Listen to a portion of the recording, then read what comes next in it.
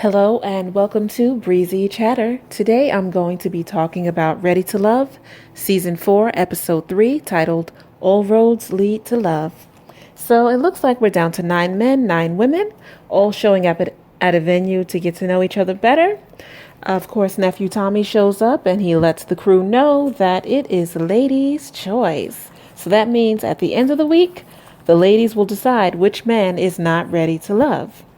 An interesting thing happened before Nephew Tommy showed up. I think there were only maybe a handful of guys there, and Tasia happened to be the first woman to arrive. She wasted no time confronting the men and trying to get to the bottom of the fact that she was a part of the bottom two last week. She did not appreciate it. She was trying to understand what happened. The guys handled the confrontation very well. They said, well, I didn't have a chance to talk to you. And they sort of just laughed it off. Corey said, well, Tasia, I tried to talk to you and you see what happened. And they sort of laughed it off and got over it. But I think Tasia needs to get over the fact that she was in the bottom last week. She should have a different attitude. This is a new week. I'm moving forward, onward, and upward. Forget about last week. They're not thinking about it. You should stop thinking about it. So that was interesting. And I wonder if that sort of rubbed the guys the wrong way, even though everybody sort of kept it light. So they show Tyrone and you get to see the nervous energy. He was quite uncomfortable sitting next to Sabrina and Aisha as they were talking about oysters. But I think the women enjoyed watching him squirm in his chair. So it was kind of like a cute vibe between the three of them talking. And then Corey had an opportunity to redeem himself. It looks like he was able to help Moomin, who had some car trouble. She had a flat tire and he was able to help her change it. Moomin totally feeling the fact that Corey came to her rescue. She said her love language is good acts of service. And Corey said, what? That's in my wheelhouse. That's what I'm good at. Good acts of service. So Moomin's perception has been changed. She actually is seeing Corey in a different light. So it looks like they had a mini date where they were eating fruits. They were in a wooded area, it looks like, almost like a park of some sort. And they were sitting on logs. They had straddled this log, the two of them, but they were facing each other, talking, eating, giggling. And Moomin made a point of saying that she doesn't really go for the quirky types, but she'll make an exception for him because he was making her laugh. So we already know off rip that Corey is not really Moomin's type, but he did something nice for her and he's making her laugh, so she's giving him a chance. So everything seemed to be going well between them. And then Corey decides that he's going to straddle the log, but instead of them facing each other, he's going to creep up behind her, which was kind of creepy. And Moomin, you can tell that she wasn't expecting it, but she sort of went along with it. That was a sleazo move, if you ask me, Corey. That was not cool. But she played along with it, and she didn't seem to have a problem with it. So if she's not bothered, I'm not bothered. Next, we saw a double date between Camille and Walter and Courtney and Cornelius. Camille is stating she wants to see how Cornelius responds in the presence of another woman while she's there. It wasn't another woman. It was Courtney. You wanted to know how he would treat Courtney if you were in his presence while he was with her. And the body language told it all. The four of them talked about all kinds of things. They talked about the Bible and their relationships with God. And then, of course, it went from that to the bedroom. Don't ask me how, but we went from the Bible to the bedroom. Courtney definitely believes in sex before marriage. Walter said, he's highly sexual. When he wants sex, he's got to have it.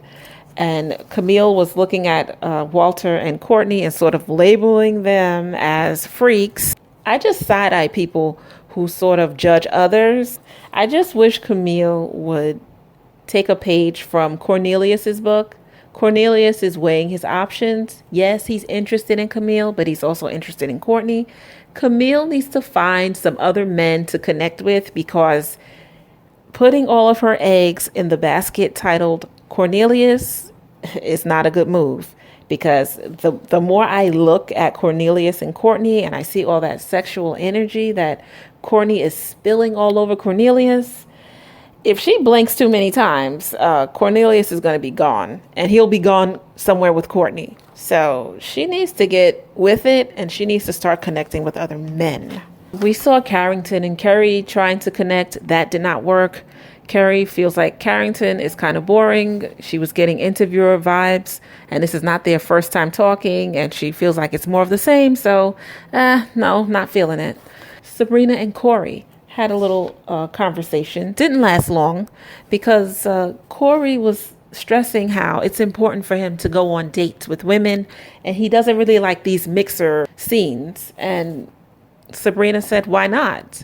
Just be yourself. Why does it have to be a one-on-one date? Why can't you just make the most of the situation and get to know the people that are here?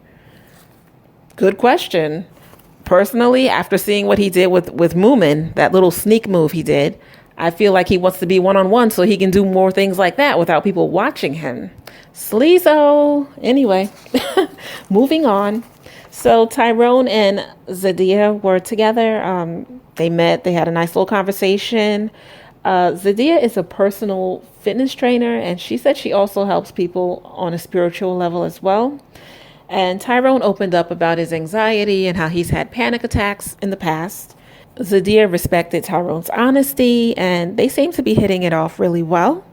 It sort of reminded me of Jason when he met with Kyra last season, and he sort of told her that he was dealing with depression. I tip my hat off to Tyrone for being honest, and I think it's kind of cool that Zadia was able to take the information and not judge him for it. But I just hope it's not a savior complex. Since she is in the business of wellness, I hope she doesn't look at Tyrone as someone that she needs to save. Another meeting was between Carrington and Aisha. That was a good date because a lot of information was divulged. So it looks like Carrington works as an event planner, and Aisha, that's not her style. She doesn't feel good about dating a guy who's in the nightlife scene. They have a few years between them. Aisha feels that Carrington is too young to be on the show. She explained to Carrington that she's done a lot of self-work. She was in a marriage for a long time, good portion of her life. She has children. And when the marriage went south, she sought out therapy for herself and her kids. And she made sure that the kids were adjusted and that she was ready to make the next step and start connecting with men. Aisha did ask the question. She dropped the bomb about past relationships. She asked him how his past relationships went. Had he ever cheated? And he said he's never had a relationship. So no, he's never cheated. And he's been in situationships all of his life. So this man has no sense of commitment. Situationships are nice and convenient. They're easy breezy. You don't have any problems. We get together when we do. We're apart when we're apart. Don't ask me any questions. I don't care about what you're doing when you're not in my face. So it's that kind of situation that Carrington is used to. He doesn't know what a committed relationship is like. So although usually when I hear people ask others, oh, how were your past relationships? It's just like a setup for failure, because once you tell someone, yes, I've cheated in the past, they label you now. So you cheated then, you'll cheat now. If you tell someone, oh, I've been cheated on all of my relationships, the person receiving that information is now looking at you as a flawed person. Well, what is it about you that people are cheating on you? It's one of those questions that no matter how you answer it, people don't perceive you or look at you in the same light that they did initially before the question was answered. So I always hate the relationship question, the past relationship question, because it is a setup for failure. But in this instance, I thought it was actually a good thing for Aisha to ask that question. It's kind of messed up because you have Aisha sitting there talking about how she's done all this work to prepare to meet a future partner.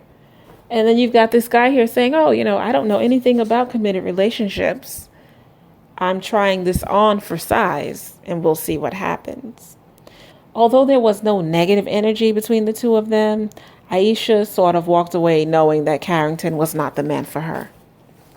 So the ladies met up with nephew Tommy for a conversation to find out which guys they were feeling and which guys they were not. So the guys they were feeling, I heard a lot of Cornelius, Walter, Tyrone.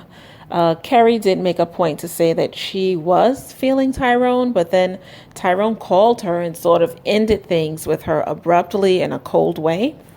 And Shiloh came to his defense. She said she did speak to Tyrone about what happened between him and Kerry, and that he was really feeling bad about the way he handled things. So I'm hoping that Tyrone gets a chance to correct his mistake with Kerry. I mean, there's a way to let people down without being a jerk about it. I find that most men have a problem telling women that they're no longer interested in them. They do immature things like ghosting and the brush off. They don't take your calls anymore. They're not as enthusiastic. They see you less. They complain. They whimper. They do all these things instead of just saying, this was great, but I'm going to move on. This is not what I'm looking for. There's a nice way to let someone down without being a jerk. So I hope Tyrone gets the opportunity to do that. And the guys on the bottom, Corey, Carrington. So the ladies had an opportunity to meet with them. Tasia met with Corey. Camille met with Carrington. You kind of knew as they were talking that Carrington was the one that was going to be on his way out, because Camille started saying things like, we came to a consensus and across the board. So Camille did tell Carrington that he is not ready to love. Personally, I think the women made an excellent choice. It's very difficult to change your mindset when you're someone who's used to leading your life one way, and then to just change it. I think that's a drastic change, to go from being in very easy, effortless, non-committal relationships to a full-on commitment with someone who's serious about being with you. I think he needs to try on a committed relationship, or just a relationship, period. That's not a situationship. He needs to do that first before he comes on this show. Anyway, I think the women made an excellent choice. Goodbye, Carrington. We are moving on. This was an excellent episode. I thoroughly enjoyed it. If you enjoyed my commentary, please hit the like button. You can subscribe and also comment. Until next time, ta-ta.